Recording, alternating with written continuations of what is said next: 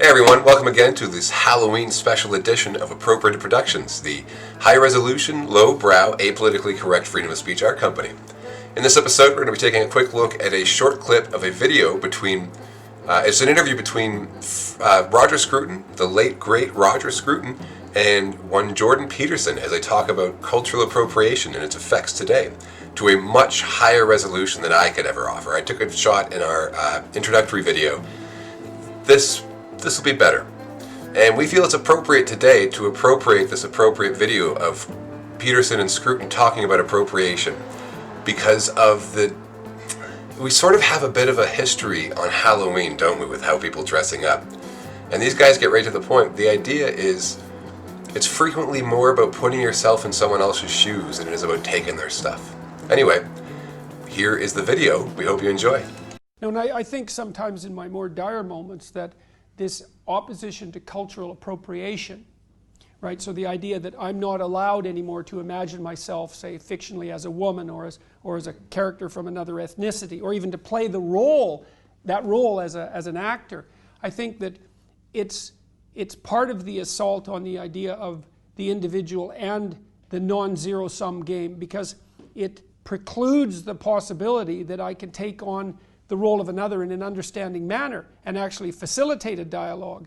And that undermines the claim, I would say, that everything is only a secondary consequence of power. Because if I can actually bridge that gap, well then I'm not isolated in my group or my ethnicity or whatever it is. I can become partly you and we can communicate. And I would say because of that, literature and art is a great threat to ideology, especially of the group identity kind. And of course they're perfectly aware of that, which is why the radicals on that side of the equation are doing everything they can to I had a reporter from the New York Times who wrote a rather scurrilous piece about me. She had done a literature degree at Columbia, a bright woman, and she told me in all honesty and in apparent transparency that she had no idea, this is how deep this has become saturated into our culture, she had no idea until she had graduated from Columbia that there was any other way of reading a work of literature except through the postmodern lens.